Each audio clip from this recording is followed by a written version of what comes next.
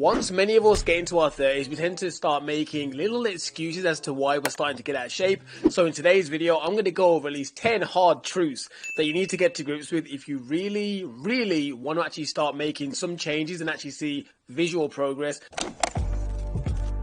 And number one, basically, is the mountaintop that you need to actually accept. It is not your age. You don't know how many people I see in their 30s and even 40s as well, blaming mainly their age as to why they've gained a lot of weight or that shape, when in reality, it's not really your metabolism. Yeah, it does change, but it's so minute. And according to research, if we exclude the changes in activity levels, muscle mass, and body fat, an older adult would have just a 5% slower metabolism than a younger adult. The biggest change is that as we get older, we move way less. When you're in your 20s, for most men, you're probably going around playing sports with your friends. However, as you start getting older and you gain more responsibilities in life, you find yourself having less free time to do those sort of activities. And when you do have free time, you tend to spend time to chill out and relax rather than move around a lot. So in reality, it's about movement. It's not about your age. It's about how often do you actually move on a daily basis. If it's dropped considerably, then you're more likely to gain weight, especially as most people, as they get older, they tend to eat more as well. Number two almost applies to everybody, and it is the fact that if you are looking to make a real visual change, and even health-wise in general, you cannot expect to eat and drink the same as you always did and then simply just start going to the gym and you're going to look great. That's not what's going to happen. You have to change your lifestyle as a whole. So it's not just going to the gym maybe like 60 to 90 minutes a few times a week. That's a small little chunk of your whole week. So in reality, what you need to really do is improve how you eat and what you're drinking on a daily basis too.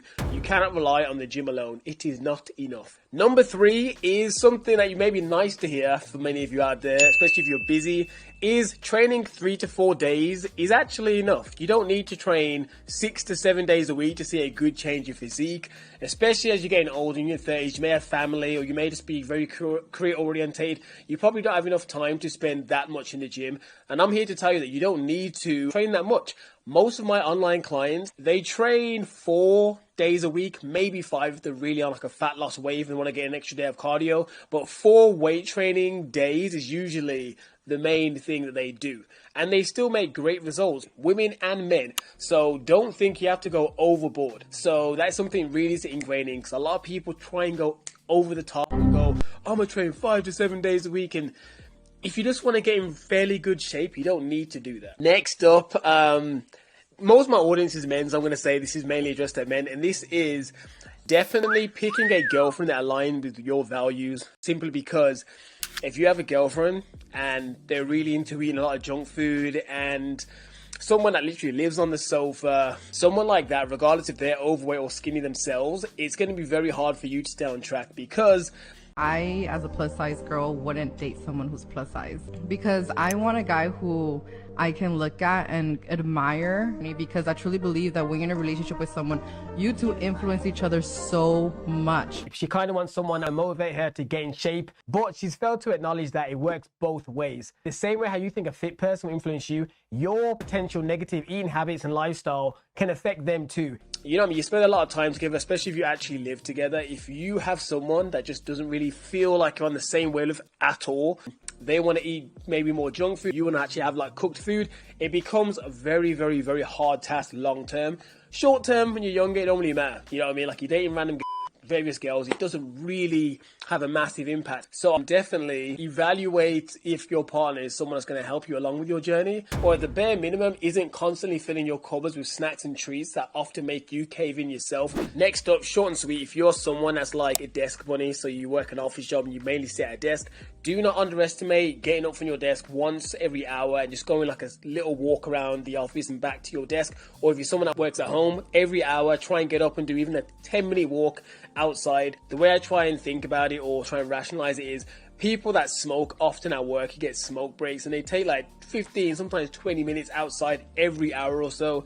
I think of these as health breaks. Next up now, this one is definitely more for the people 30 and above. I would definitely consider, well not even consider, I would definitely highly recommend making sure whatever training routine you come up with, at least one of the days per week incorporate some sort of functional training, exercises that help you work on your mobility a bit more. So it's not just about building muscle or even losing fat, it's about being agile, because as you get older, the best thing you want to keep is your mobility. You want to be able to walk upstairs easily, you want to be able to bend over easily, none of this, oh, my back, my neck and my back. Another one that's vital, which really should be earlier on in the list if I'm being completely honest, and that is simply making sure whatever routine or diet you decide to follow, make sure it's something that you can see yourself following a year from now. So any diet or routine you try and create, if you can't see yourself doing it a year from now, you should probably scrap it and find a new one, because at the end of the day, you're almost wasting time. You want to try and make sure whatever you're doing is sustainable. So if you feel like, oh, I can only manage this for like a month or 2 months, I almost say, what's the point? It's better to find something that you know you can stick to, so you can create that routine, those habits, so then it becomes an easy thing. So when a year comes from now, maybe you have increased intensity and you're much better, but trying to go hard at the gate is more likely for you to quit. Right, this one now, piggybacking off the functional training one, and this is what I'm going to say, may rub some people the wrong way, but I'm going to be completely honest. If you're someone that's not really into powerlifting or competing, doing 1 rep max is damn near a waste of time. It's not going to help you with muscle building.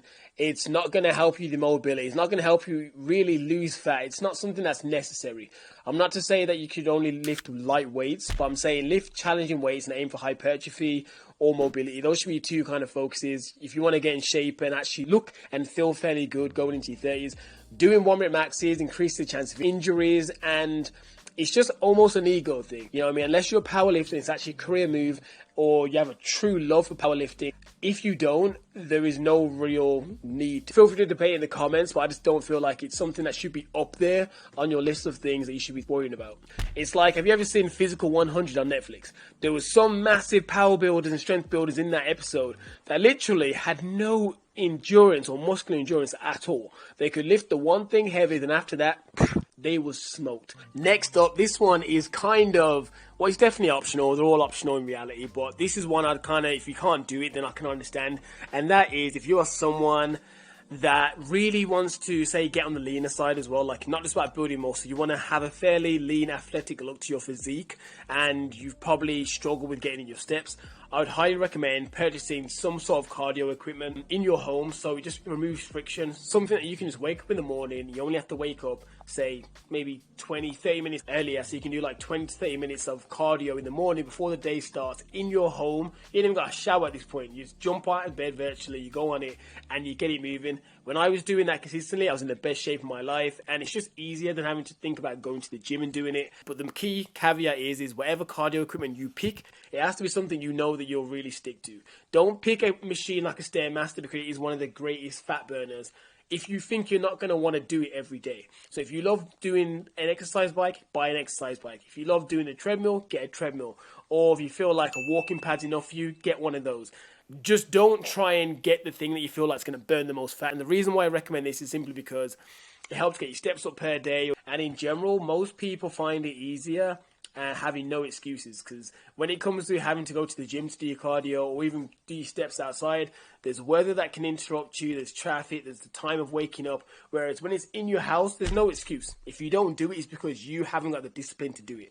So it puts more of the onus on you, but it also removes some of the friction of having to get changed, get in the car, travel to the gym. It just makes it so much more simple. 2 of my clients now have bought walking pads, and the other one has an exercise bike, because they realized that it just really did help. And it meant that when they go to the gym, sometimes I didn't have to assign them cardio on those days because their general activity level over the course of the week is great. So yeah, it's optional, but if you can afford and you have the space, trust me, I don't believe you would regret the decision long term. Another one here. This may get the pushback, but I don't think anyone can really disagree. And I'm going to say, avoid alcohol as often as you can. At the end of the day, apart from like the odd little fun times with friends and stuff, if you're someone that comes home after working every single day, drinks a few beers, I would try and replace that vice with something else. It's just not beneficial. It's empty calories, and resorting to that as like your stress reliever, I don't think is the best method. find something else. Even gaming for 2 hours instead of drinking beer would be a better solution, in my opinion, because at least you're not wasting calories, and I guess you're building cognitive function. But in general, I would avoid drinking alcohol consistently. But that's just my view. Let me know your thoughts, or if you're someone that currently still drinks alcohol quite a lot, let me know. And finally, I'm not sure if I'm gonna. Ooh, the lighting was literally alright. But anyways, as for the last one, I would probably say this isn't really a tip, but it is definitely something you should take heed of and just understand. And that is that none of these things I've mentioned is going to make you have rapid changes overnight. It's a gradual progress. If you do all of them virtually from like week 1, you will definitely see changes probably within a month, without a doubt. But it's not to say that you're going to reach your end goal within a month. It depends on your starting point. If you're really someone that's overweight and out of shape, then it's definitely, you got to find your legs and then slowly build up. If you're someone that once was in shape and you just want to get back to that, then obviously the journey is going to be a little quicker as well. But overall, I would just say that you need to understand that it's going to take time. Take progress photos, use maybe measuring tape. Remember to also monitor your gym performance. It's not just about the scale. It's about how you look, how you feel, and how you perform. But anyways, people, let me know your thoughts down below.